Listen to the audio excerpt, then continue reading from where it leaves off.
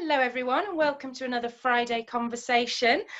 Today it is a huge pleasure of mine to welcome Rachel Flower, who is a good friend of mine for the last, I'm not sure how many years, three or four, I'm going to guess. It's longer. Rachel is a leadership mentor amongst many other things, and she's going to share a bit more with us in a moment about what she does. She is also a lawyer. She has a business called Sarenwood that she will probably talk to us about. So come and say hello, Rachel, and introduce yourself. Oh, Hannah, thank you so much for inviting me. It's always lovely to talk to you and, share some of our conversation today with the people that are in your audience. And I know some of what we're going to talk about, and there's lots of good stuff to explore, isn't there? I feel like this lockdown has brought such a time of reflection and reinvention and opportunity, like even in the midst of all the chaos and the difficulties in the dark days. I'm really, really excited to talk to you about some of the good stuff that's coming through as well. So yes, I was and am still a qualified lawyer, but I'm a non-practicing lawyer and have not been practicing now for around 10 years. I qualified with Addleshaws and then went on to practice at DLA Piper, and then I went in-house at BT. I set up my business about 10 years ago when my first child was born. She's 10 now, and it was really around getting that flexibility and freedom in how I wanted to work. And originally Sarenwood was set up to help small businesses with everything related to legal contracts and supply chain, and then it kind of changed and developed over the years, and as businesses do, they evolve. And I also turned my hand then to business coaching, mentoring, and mostly what I do now, as you said, is leadership mentoring work with small business owners, but particularly with women. So my passion is supporting women to set up in business and grow their business in a really solid and sustainable way, because we have a big challenge in this country with how we support and encourage women to do that, as we have in many areas with getting equality and diversity across the board. Yeah, definitely. So what do you mean by solid and sustainable? Great question. It's like a proper lawyer phrase to use, isn't it? Solid foundations is something I say a lot, and then people go, what does that mean? I think it's core level. A lot of women go into business to make a difference. So they have a passion, and we're different from men in that. We want to make a contribution, and we start out by doing something that we know we can do well.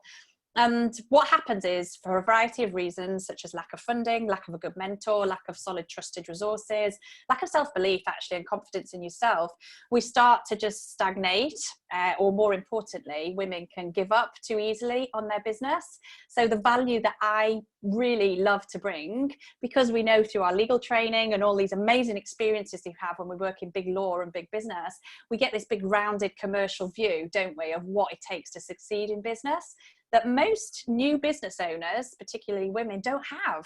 Like, I tended to make an assumption when I was first working with these women that they had a good, strong financial acumen, and they knew about how contracts worked, and they knew about how to negotiate with a supplier, and they don't, and that's okay. They have all their own things that they're good at. They might be creative, they might be good at marketing or sales, but so it's about really helping them to put that solid foundation in place, and then to sustain the business for the long term, because the stats tell us that so many women give up. So many businesses obviously close and fail, but unless your business is sustainable, in which that you're always generating new revenue and you're always generating profit, that it's viable, then it's not really going to last the course.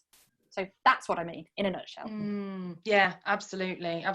And I don't know whether you'd agree with this, but when you were talking about sustainable then, and I think this would apply Hannah, Hannah, come here, Belle. No. My little one's just come in. Obviously she's, come here. Teddy must have heard, because I've got one here too. What are you up to? You did what? Oh dear, hang on. Have we both got children? Should we pause for a second, or is it going to stop? Right, we've sorted children out, we're back again.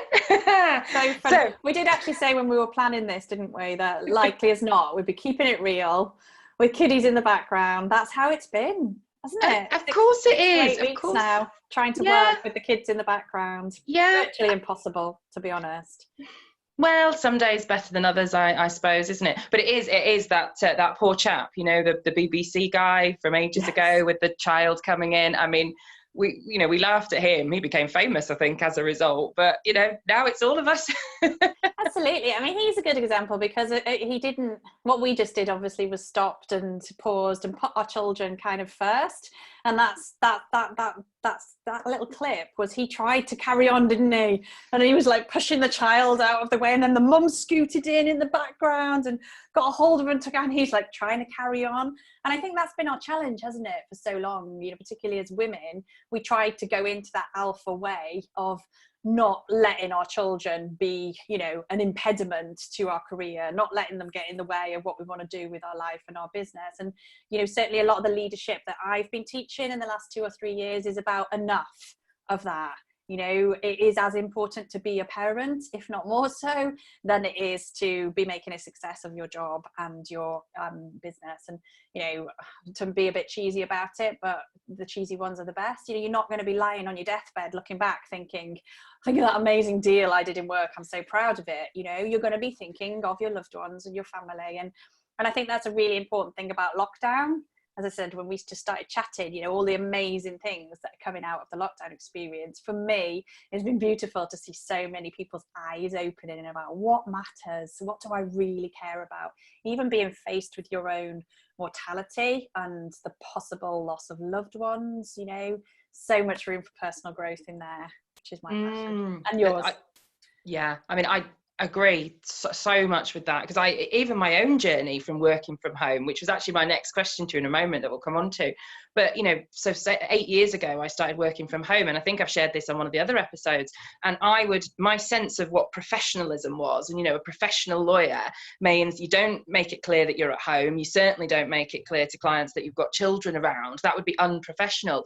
And I do think there's a difference between men and women with that, because I noticed my husband doesn't struggle when he's working from home to say, oh sorry, that's my child in the background, or oh sorry, can I call you back in an hour because I've got to sort the baby out, or whatever. Whereas I personally think as women, because we've fought, so not to be going on to this topic, it wasn't on today's agenda, but because we fought for so long to be in the man's roles and to do the job as well as the men, etc., we have put this wall up that we have to be professional, which means the kids are not around. And I think, like you said about lockdown, finally, all that has gone away. I mean, we've all got to be professional and carry on with our jobs, but we're doing it this way now. We are. I mean, I think so much to talk about in there, Hannah, because you're right in my passion point. But it's actually been interesting to see how many women, unfortunately, have been thrown back into 1950s housewife mould during this time as well. So we've seen, incredible stories of joint childcare shares, and as someone said to me, even, you know, the men taking care of the children and the woman working, you know, and even the way he expressed it, I was like, the fact that you're expressing it as a, wow, look at that, shows, yes, we've made progress, we've still got so much more to do. And in the majority of homes, I am seeing that it's the woman taking the lion's share of that on. And we can be our own worst enemy as well, because when I've dived into that and had conversations with my clients, people, you know, friends, myself, noticing how I behave, sometimes we are our own worst enemy. So we just roll up our sleeves and we go, right, we're going to do it all, and it's up to us to keep everything spinning and all the plates spinning. And yeah, it's been a great byproduct that some of the professional armour has been dropped, definitely. I think it remains to be seen how much of that is embraced in the coming months or even years. And, you know, as we said, you know, my passion is about female entrepreneurship, and I'm very frightened because a lot of good progress that has been made for female founded businesses has been eroded just in 2 short months. Very hard to keep your own business afloat when you've got children at home, and also whether it will discourage women to come into entrepreneurship, because you know, we crave safety and security at the best of times, and entrepreneurship is sometimes seen as a risky choice, particularly for women. But after the 2008 recession, we saw a lot of women come just through economic need, perhaps because they've been made redundant. So I'm ready for it. I'm planning for it. That's what I've been doing during lockdown, is sort of getting my own house in order in my business about the services that I can provide to that pool of women, those that are already established but have started to struggle. I don't want them to give up, and those that are entering the market and need to get a real fast, solid start, so that they are, you know, supported in those early critical months. Definitely. And I think just before we jointly interrupted, it was crazy. It happened at exactly the same time. Radars. They have their radars on. They're about to talk about something important. We're going in. It's all important. No, I was going to just touch on your point about sustainability, and you reminded me of it there, because for me as a business owner for the last 8 years or so, what has been really key for me has been the support of other people like yourself through the business mastermind that we met in. That helps me to keep going when it's tough, when I'm not sure if I'm doing the right thing, or when the income hasn't been there, or whatever it is, to keep going when you might want to give up. The sustainable piece for me has definitely been support from other people and sharing that with other people, because for many people, women perhaps more so in greater numbers who are on their own in business, they are on their own, aren't they, doing it on their own, and without that support and someone to, whether it's just bounce ideas off or get advice from, it's so important to keep them going. It's possibly the most important thing that you've hit on there. And everything that I put in place from a solution perspective is based around community and collaboration. I have a 12C, I call it, methodology for leadership, all words starting with a C, just trying to make them easy for people to remember. Probably could have done 30, right? Because it's so multifaceted. But, collaboration and community, what you've just alluded to, getting a good strong mentor, getting really solid peer support, and in particular, we know that we're the product of who we surround ourselves with. So one of the challenges for many women setting up in business is that perhaps they're not that well supported by their partner. Perhaps they don't have any friends that are already running businesses at that time, and we actually come under a lot of either subtle or quite overt criticism and pressure. The number of women I've spoken to who, not just in the early years, but later, get hit with statements, when you say it's hard, I'm having a difficult month, why don't you just go back and get a job, dear? And particularly if you've got qualifications like we have, temptation is like, just go back and get a nice secure job in a law firm. It's quite interesting during this pandemic to see and be reminded that no job is secure, actually. Swathes of people being furloughed. And it's made me reflect on how much I value being an entrepreneur, because in so many ways it's up to me to create my own destiny and my own results and outcomes.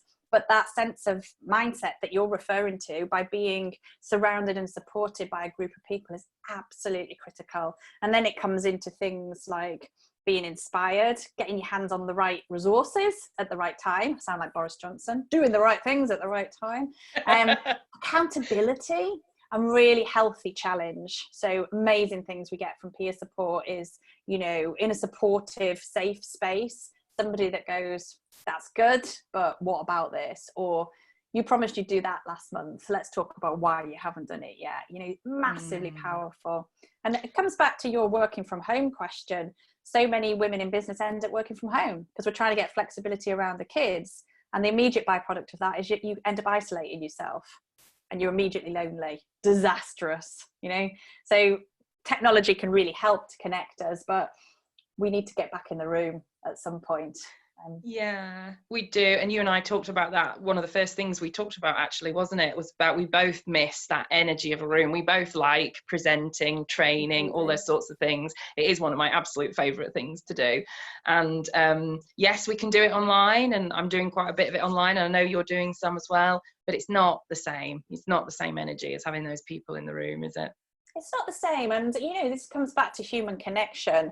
Again, something wonderful I hope is going to come out of the pandemic. We are tribe people. We want to feel connected. We want to be in that sense of community. And actually, for the future of business, we need to be able to be really honest and vulnerable and raw about the many challenges that face us, as well as the many opportunities. And that is easier to do when we're face to face. Even the very human things that have been affected by COVID, the ability to reach out and give someone a hug or hold their hands or just really sit with them quietly on a bad day.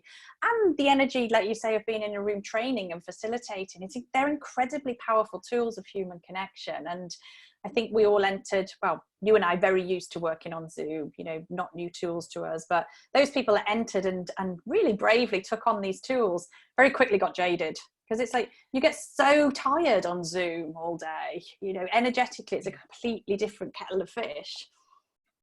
It is, absolutely, absolutely. So the question that I've asked others, but I think we've already pretty much answered, was about how much you work from home before. Now I know that you run your business from home, but obviously you're out and about doing a lot of other things as well, and you're missing that. That's what I can hear. Yeah. So for years we did have an office with Sarah and Wood, and it was a hub, we used to call it, where my team of lawyers, not practicing lawyers, but we were all qualified lawyers, we'd be able to meet and have meetings there, and then we'd go off to client offices and come back and return. We had that office for a number of years, but eventually I let it go for a number of reasons. I was actually scaling back that side of the business, but also it was kind of an overhead that we weren't using that much with the advance of technology. We were out with clients, and then we were easily or more easily able to connect over technology like Zoom. So we let the physical office go, and of course I did miss it. And there is no replacement when you have a team for being able to physically get together. But we were then able to use hot desking kind of facilities and central hubs. We live near Leeds, so there's plenty of places that have popped up like that. Really, really powerful. In the latter years, I'd say 2 to 3 years, and this is a new reflection for me, I've ended up at home much more and too much with hindsight. So trying to get that balance around the kids, being there for them in the morning and being there for them after school, has meant that my compressed hours, my working hours, and that natural desire to let's be productive and get things done, it's always easy. Once you set up, it's really easy to work from home. So yeah, when the pandemic hit, none of that was new for me, but I have noticed really quickly how much the balance with also getting out, being with clients, running trainings, going to hot seat facilities, it's really, really, I found that extremely difficult. Yeah. No, I totally agree. And that's why I think a lot of the conversation I've seen about, are we changing the face of it forever in terms of working from home? And yes, to some extent we probably are, because all the businesses that said, no, you can't do this job from home have suddenly obviously been proven wrong, which I'm pleased about.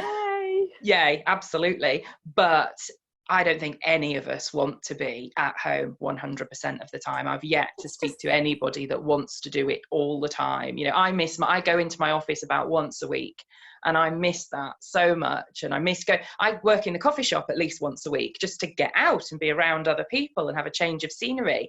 And I find it's good for me not to have all my papers around me and just take my computer and what I need to do that day. And that's all I've got. So I can't be distracted by anything else. And I miss that. I miss the coffee shop a lot. It's just, again, another topic I talk about a lot is the holy grail of balance. So that's it for us as women, really, and particularly as working parents.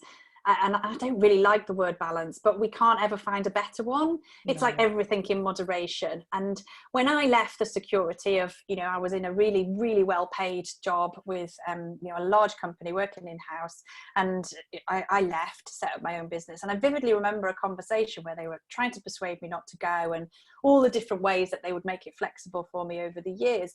And one of my managers said to me, we know that women are the most diligent performers, because you have got these end of the day constraints. So when you're in work, you're focused and you're productive and you're working. So, and he was trying to say a positive thing in terms of, anti-presenteeism, as in we're not expecting you to be here at the time, because our data shows you that when women are here, they really focus and they work because they've got to get out the door for nursery pickup. And it wasn't enough to persuade me, but I often reflect back on that conversation and think it's a really beautiful example of, how when you want flexible working to work because it fits in with the rest of your life, then we will make it work. But we need the powers that be to meet us halfway with that. And this, the sadness that I have from the lawyers that I've spoken to who've been turned down for job shares, turned down for flexible working, have been told to go and get a nanny instead of being given, and left under compromise agreements. And that was my passion when I set up Serenwood. It was about providing a home for those really super talented lawyers to come and work in a different way. And in the early years of Serenwood, it was very much about a blank slate. If I had a super talented lawyer, I'd say to them, how many hours do you want to work? What sort of clients do you want to work with? How can we make this work? And I think over the years, that was 10 years ago, but over the years, we have seen law firms move more towards that type of conversation, but we've still got so far to go, like huge distances still to cover. Yeah. Oh, couldn't agree more. I mean, it was 10 years because I think our children are very, very similar ages. The eldest, Teddy's 10 as well. So it was 10 years ago, I asked for flexible working, I asked for job share. I even had a colleague who was exactly the same level as me. We worked on the same clients together. We would have been perfect, but those sorts of things just were always turned down 10 years ago. But there's a lot more out there now, more flexibility, more job share. But yeah, still a long way to go, and it will be so interesting after this to see. You and I both do a lot of work around D&I and diversity, and I particularly did a big study last year around the law firms and what they needed to do, because I was working for a D&I client who was providing services around leadership training, and one of the questions we were asking was, how do we increase those figures in the law firm, and what are the barriers? And they're multifaceted, to be honest. And one of the biggest barriers we know is that many, at partnership at equity level, there is a predominantly male seat, and also, older generation often. So very quite traditional views on what's acceptable and what is not. And there's also this feeling that for the clients, they want to have their lawyers available kind of 24/7, and that certain deals won't support that. The really interesting sea change that we've been seeing in the last year is, as our clients, the big corporates, are having to meet those D&I agendas as well, and they're starting to put requirements, say when they're building their panels or when they're deciding who to appoint in a pitch, they want the law firms to be being diverse. So as women, what we do need to be careful of as well is that we're not being rolled out as kind of the token female in the pitch, and that we're not, just being used as a representative to show that the law firm is progressive when it's not. And, again, I could talk about these things all day long because they've been very topical for me. But I think the pandemic's given us an amazing opportunity to really pick back up with renewed vigor these conversations, as we, not me, because I'm not an employee anymore, but as the employees are going back into the workforce, not to slip right back into those old conversations, to be willing to raise our voices and ask for more progressive policies.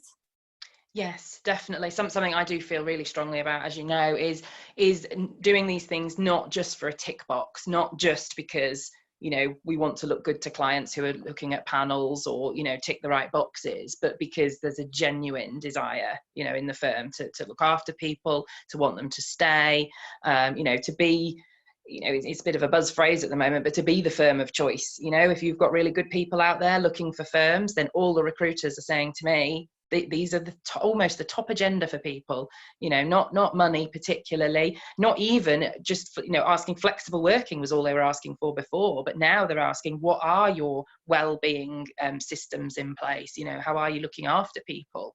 And I think the firms that genuinely buy into that and not just to tick a box are going to stand out. Definitely. And the way they deal with this. It's so interesting. Obviously I'm getting older now, never ask a lady her age, but I reflect a lot that I don't think I can go back into a traditional law firm like I used to work in, the hours that I used to do, the lack of role models that I had, and the pressure that it put me under. I have kind of slowed down, and purposefully so, within my business, and got so used to kind of calling the shots on the way that I work that I don't think I would be able to be employed in that way. And I think this is the big challenge for lawyers, is that, we're kind of indoctrinated into a system, and we start to feel like that's normal and that's how the whole world is, and it isn't. And also we are risk averse by nature, and we're trained to be risk averse. And one of my biggest challenges in entrepreneurship, and remains to be, is my lawyer brain that overanalyzes and overthinks and goes through all the different scenarios and potentially catastrophizes. From a commercial contracts perspective, that's what we're trying to do all the time. We're trying to mitigate all the risks and shoehorn in all the clauses that make sure our clients are protected against every single eventuality. And unfortunately, from an entrepreneurial perspective, that doesn't work. Like as an entrepreneur, I've had to shed a lot of that, or as much as I can, and be much more commercial and business and human, actually. There's something quite robotic can emerge in a lawyer after a long time. A bit like, as I'm thinking about the NHS, and we've been hearing about, what do they call it? Compassion. Can't think of the word, but when you basically become immune to showing compassion because you're seeing so much bad stuff all the time, it's the same, I think, for many lawyers when we've got a long way along the route, we become effectively institutionalized Yeah. and accept things. That's how it's always been. That's how it will always be, and not show Yes. emotion around that. Yes. Yeah, that's what I see, and I find the most challenging actually with people who, you know, they're not my coaching clients, because otherwise I'll be able to help them, but I come across them in some other guys, and I can see that they're in, like you say, that institutionalized mode, and they've sort of accepted it. You know, when people in any walk of life, you can come into this sort of acceptance of your situation, like giving up Definitely. almost. Yeah, And it's yeah. that, this is I my think, career, you this know, is the path I chose, I'm stuck to it now. they might become your coaching clients though, because the other interesting thing about us as humans is that, you know, we're always growing and we're always changing, and we're affected by what goes on around us. And sometimes I've noticed it's seeds, you know, that are planted over time. And I've had people that have come to me for coaching maybe 2 or 3 years after I first met them, and I would never have thought they would be my ideal clients. But they've planted seeds, and maybe they've been watching me from afar, or receiving my emails, or seeing me talk about something. I did a couple of lives. I have this, you know, picture in the back that says love. So, you know, it's really weird for a lawyer to be going out talking about leading with love, most people would say. And I had to step into, yeah, right, why me and you are on the same page? But like, why the hell would we not want to talk about love? It's what makes the world go round, you know? Yeah. And, you know, from a business perspective, you know, I want people to love their businesses. I want them to love their clients. I want them to love the work that they do every single day. When you talk about that in a room of lawyers, most of them are like, what is this woman talking about? And I mean, a deep human connection, I think they get it, but they're like looking around and they might be uncomfortable and seeing how other people are reacting. And yeah, I did a load of lives over on LinkedIn, and one of the things people were saying to me like was, oh, you know, you had your little love picture in the background, but it was almost patronizing in the way they said it, and trying to just break down some of those norms, because they don't have to be norms. You know, they're norms from a societal and cultural point of view that we live in, and it's what we were born into. But, you know, way back in ancient wisdom, everybody accepted that what you're talking about, you know, well-being and mental and emotional health, and being part of a tribe, being safe within a community, supporting one another, you know, it is literally what makes the world go round. Yeah. Yeah. And as though we lawyers like to think we're different somehow to other people, we're not. You know, we're people, like you say, we need that tribe, that community, that to be looked after. Probably more than ever than in other places, to be honest. And I know this is your passion point, you know, but we have a massive problem with burnout and stress in the lawyer community, and a massive problem with pushing down emotions and suppressing feelings and not asking for help. And it's seen as, you know, a weakness if you don't know the answers. So you have lawyers always, you know, blagging it, essentially, you know, pretending that you know the answers, and then running off and looking for Holsberries and trying to work it all out in the, you know, wee hours of the morning. It's a very difficult environment to be in. Let's make no bones about it. It can be very rewarding, but I think it's the relationships that then make it rewarding. So just as you said, being part of an incredible progressive law firm is naturally going to be better than being stuck in one where you feel stifled or not valued, not appreciated. Yes, absolutely. Oh goodness, we could talk about this all day, if not for days, I think. Correct. Couldn't we? Yeah, correct. Maybe that's what we should do through the pandemic. We should, yes. We could start a whole series about that. Let's think about that. But what I wanted to ask you about personally is, what have your highs and lows been of lockdown? Now, I've been following what you've been putting on Facebook and some of your trainings and everything. Now, I know, for those who don't know you actually, Rachel at the start of lockdown was doing an amazing service for all of us by watching these terrible news briefings every evening, weren't you? And summarising them for us in a nice little neat post, because I'm someone who doesn't like the news. I do keep away from the news for my own mental health, but I felt like I was keeping up to date with your updates. So I thank you very much. And I know there were lots of people who were following those. I know you've chosen for your own mental health to stop doing those now, and I completely understand. But what have been your ups and your downs throughout lockdown so far? Yeah, to be honest, I was started to slide into lockdown mentality from sort of January. I was watching events unfolding in China, And I know you know, but for the benefit of other people, my little one, our little daughter Bella, she went through leukemia. She was on treatment for 2.5 years. So we've been very vigilant for quite a long time, really, about infectious disease and seeing the damage that it can do, particularly people with, immune system problems and so on. So we were already starting a slow lockdown during February. And by the time it became official in March, we were like already on our journey, and we had all this experience from before to call upon. We'd locked down with Bella for weeks on end, actually, when she was in the worst of her leukemia treatment. So I don't think it's been as hard a transition for us as a family as it has for others. And one of my deep desires was to help other people.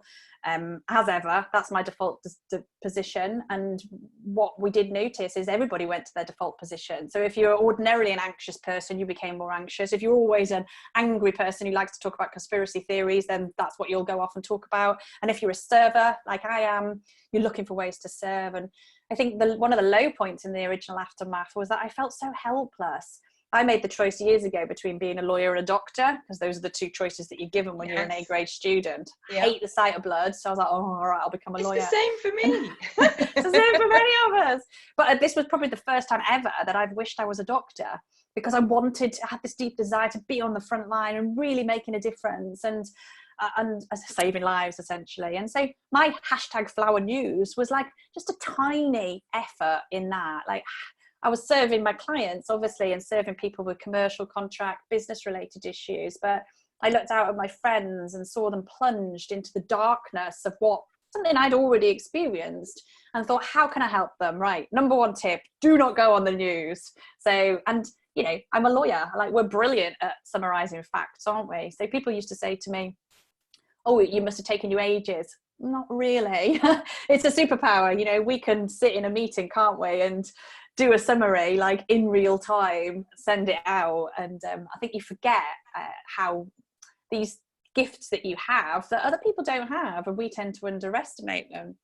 So the lows of the highs, I always think with everything there's darkness and there's light, isn't there? So some of the highlights, obviously being with my kids, having them at home with me, I class that as a real gift. But then the dark side of that has been having my kids at home with me 24/7, living on top of each other, and the strain and the stress that comes with that. I think I did a training which I spoke about on the change curve, and yes luckily I caught that. It's very good. Yeah, it's a brilliant concept, and it's really bedded in grief, which is why I'm familiar with it, because I've been through a lot of bereavements in my life. So I've had counselling, and I'm a coach as well, and I help people to deal with adversity every day. But seeing everybody on the change curve at the same time, but the whole point of the change curve is that we very rarely are on it at the same time. Like, somebody can be still in the chaos and feeling despairing and depressed and down. Someone else is starting to embrace the new normal and is looking for opportunities, and that brings conflict. So, I think the low point and the high point for me are always two sides of the same coin. We're going through this horrendous pandemic, and we've seen all this horrendous death and loss of life. But then on the light side of that, I've found a real joy that we are talking about those things. They're normally taboo. And I've released some of my videos talking about grief and death. People don't always watch them because we're still in the mindset of, well, I'm not going to think about that. I'm not going to talk about that. But we have to, because every experience in life is both light and dark, and it's pain, suffering versus beautiful gifts. And I know you know what I'm trying to say. So yeah. I just end up going on and on and on because I love I think you're absolutely right. I like that idea that it's two sides of almost the same coin. There isn't highs and there's the dark times and the lighter times, which I totally, somebody said something, I think it was this morning, and it actually put into words what I've been feeling, which is sometimes I can be high as a kite. I think that was the phrase they used, like high as a kite. you know, if it's after I've just done a training or a great coaching session, I'm like, wow, you know, I'm doing what I really love to do. I'm making a difference to people. This is amazing. You know, I'm feeling on top of the world. And then another time, I mean, I was just watching, because it is VE Day today. I don't know when people catch our recording. Obviously, we might have moved forward, but I was just watching the 2-minute silence, and it made me quite emotional, because I thought, you know, really what would have been happening would have been big, you know, events throughout the country on streets. And I know people are doing their own social distancing ones, but it was just that sense of, oh my goodness, you know, how sad that when we would have been doing something amazing and big, and it was just, you know, Prince Charles and Camilla laying down a wreath. I found that really emotional. So I think it is that up and down, from literally high as a kite to deep sort of sadness for what we're in at the moment, you know. And that's it, isn't it? That's life. Yeah. That's what we're all going through. Well, yes and no, because that's what we're going through, is the shared experience, and it is that for the grief curve and for the change curve. And that's what's so marked about what you're saying, is that we're all going through it together. Most people's life generally aren't like that. A lot of people have a sense of they've created safety and routine, and they kind of go from day to day almost half asleep, you know, driven by their subconscious and just doing the same things over and over and over. And our job as coaches is actually to start to break those patterns and go deeper and challenge people to come outside their comfort zone. So, and yeah, life as a journey creates these massive traumatic experiences. You can't live and love and not go through pain and grief. That's a fact. But most of us, that can be years apart. You know, you have a traumatic event, but then it might be another 10 years. This pandemic has brought everything like into really sharp focus. And exactly as you say, one day high as a kite, the next day completely crashed and low down. And the return to chaos normally comes when we feel our safety compromised. And that's what you've just described. Something will have triggered the low point, and it's normally a fear for your safety. It's survival instinct, and then your brain getting triggered into fight, flight and freeze. And I just hope, you know, my deepest hope is that we can all be growing through this time, and that we don't go back to being asleep and going back to the old routines, and suddenly consumerism kicks back in, and materialism. And I mean, I've already seen that start to happen. I don't know about you, and it makes me sad. But as a movement, I think that thirst for change, that thirst for growth is going to be an incredible thing to come out of this together. Yeah, no, absolutely. It's going to be a very, very interesting time to see, well, over the next year or two, I guess, as we come out of this. It's a marathon, not a sprint. And I think that's what's been causing people to feel quite low as well. You know, this week has been particularly difficult for nearly everyone I've spoken to. And in the UK, I think that's because we're awaiting some sort of grand plan to be revealed on Sunday. Yeah. And almost like when you're going through a tunnel and there's light at the end, it's like running a marathon, isn't it? Or actually, probably more pertinently to say that we know it's going to go for a long time. We're probably at like 12 kilometers, you know, just when it's getting really tough and you can't quite breathe, and are you going to give up, you know? Everybody's been feeling like that this week. Yes. Yeah, no, I agree. I think, well, we'll wait and see what the announcement is. I suspect it won't be quite what people are expecting. And I think, as you say, it's that anticipation that might have put people into made this week harder. Everybody's got different expectations. I mean, we were chatting on Facebook this morning, weren't we, with Joe Rawborn, who was saying, you know, is there anybody here that isn't ready for the lockdown? Me and you were like, we're not ready to be released. No. and so that diversity of views, like the conspiracy theorists who are like, this is all a hoax, let's all go and snog each other. And then, you know, at the other end of the spectrum, we've got obviously the shielded people who are not going to be able to leave for maybe until a vaccine. You know, that's a long road ahead. And that need to be really respectful of where everybody else is at with their lens on the situation is so important. Absolutely, yes. It's such an unknown, and all we can do is, as you say, be respectful for each person's experience and what they're going to need coming out of this. Yeah, and this, sorry to bang on about the change curve, but that's where it can really help us, because then when we have a sense of where they are, we can be more empathetic, and we can meet them where they are, instead of reacting from a knee-jerk, well, that's not right, you shouldn't be feeling like that. It's like, well, that's how they feel, because that's where they're at right now. And that's a completely different conversation, isn't it? Yes. You know, and going to bring more of this tolerance, and they're really, really looking out for each other. I think such a beautiful byproduct as well has been that interdependency and interconnection. We looked at the health workers and the key workers and realized how much we rely on each other, take it for granted. Oh, absolutely, absolutely. I mean, I've started doing this. I don't know if I've spoken to you about it. I've started doing this coffee and coaching session for lawyers on a Wednesday, and it's just been so beautiful. The group that has grown together. I mean, we have different people pop in and out each week, but you know, there's a lot of people who've been there for a few weeks, and the way they're supporting each other, the way they're sharing their experiences. And you know, we could have one person who's furloughed and who's got all that issue, and then we could have someone who owns a law firm and she's furloughed people, so they can talk to each other about how they're feeling and learn from each other. And you know, some of the feedback about how someone's feeling more supported by her profession than she ever has, because she's never had that support from other people in the profession, is wonderful. And you know, that has come out of lockdown. That wouldn't have happened before. Beautiful. And I'm sure you'll continue that, won't it? Yes. And these big questions about what am I going to let go of and not Yes. do ever again because I've realized it wasn't serving me, versus what am I going to do more of? That sense, coming back to balance, you know, the more of, the less of, those are the decisions as coaches I think we want people to be really diving into in the coming weeks. Oh, definitely, definitely. Yes. So what have you learned? What top tip would you share with us that you think people could benefit from? What have you learned about yourself, your business, your family in lockdown? Oh my God, I mean, so much. And I'm conscious I've already spoken too much. And this stuff is all my passion. But yeah, I think let's just stay on that point. I think that really tight focus on what really matters. What are your priorities? You know, coming back to what I said about when you're on your deathbed and you look back, you know, and many of us have had to confront that as a possibility during that time.